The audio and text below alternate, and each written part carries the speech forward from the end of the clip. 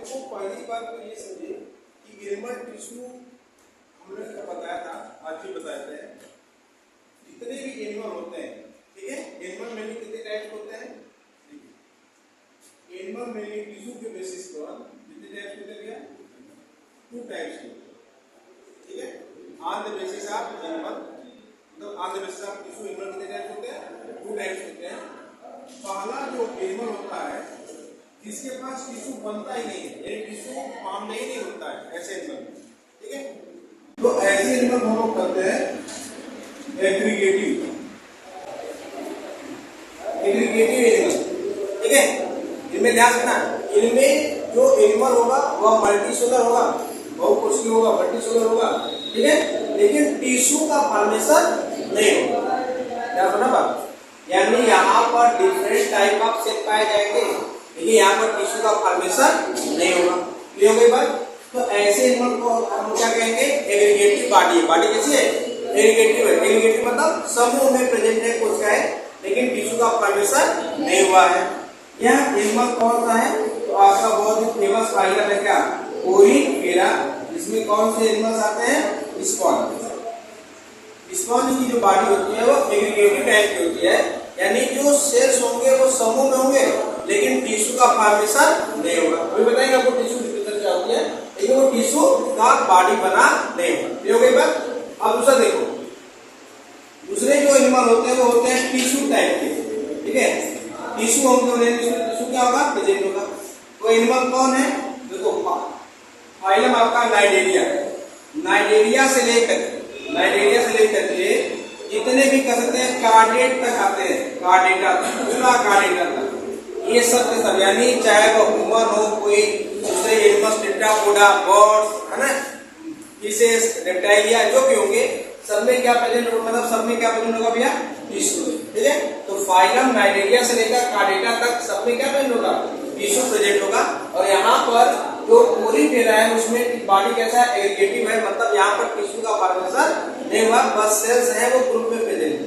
जो बात, तो ये होता है, ठीक है। तो टिश्यू के बेसिस पर 2 टाइप के एनिमल होते हैं, एक होता है एग्रीगेटिव और दूसरा क्या होता है? टिश्यू टाइप में। तो टिश्यू किसे पाया जाता है? फाइलम नाइडेरिया से लेकर कार्डेटा तक।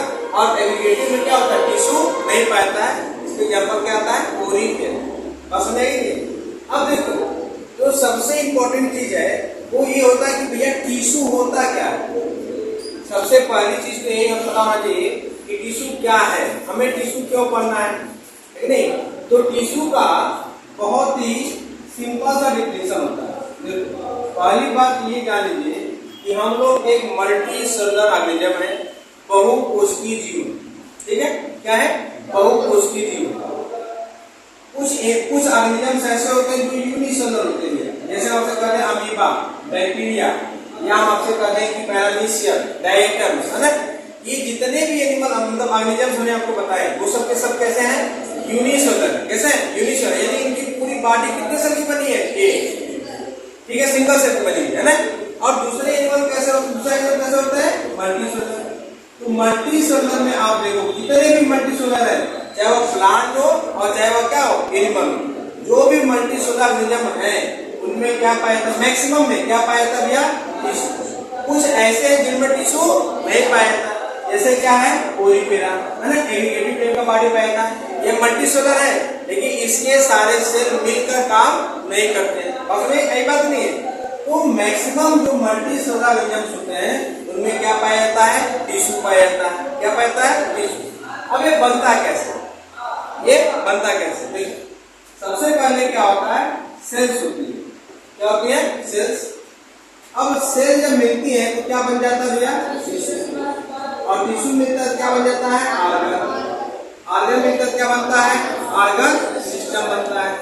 और जब बहुत सारे ऑर्गन सिस्टम मिलते हैं तो बॉडी बनती है। जैसे हम आपसे कहें digestive system, respiratory system, skinary system, reproductive system, है ना।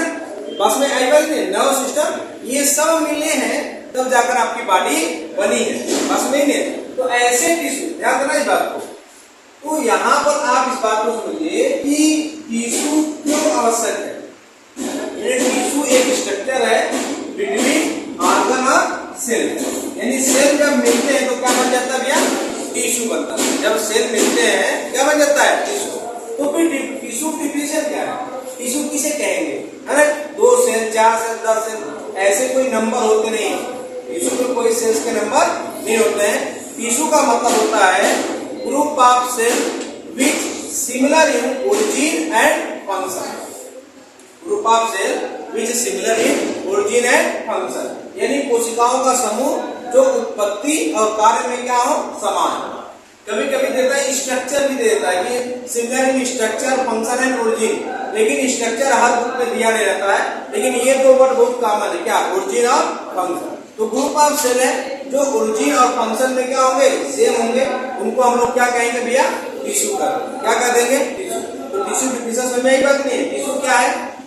Tissue is a group of cell which similar in origin and function, जो फंक्शन और ओरिजिन में क्या होंगे? सेम होंगे।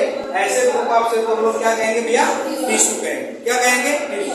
अब बात अगर एनिमल टिश्यू की हो रही है तो एनिमल में कितने टाइप के टिश्यू पाए जाते हैं? देखिए, हाँ, तो आप देखोगे भैया कि आप एनिमल में कितने टाइप के टिश्यू पाए जाते हैं? 4 टाइप्स के टिश्यूज क्या होते हैं? ठीक है।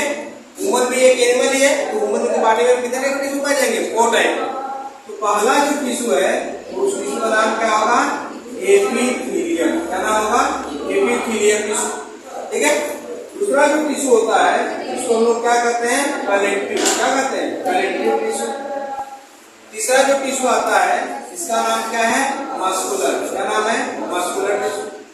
और जो 4th टिश्यू आता है उसका नाम क्या है? Nerve tissue. क्या नाम है? नर्व टिश्यू नाम है। ये 4 टाइप के टिश्यू क्या होते हैं?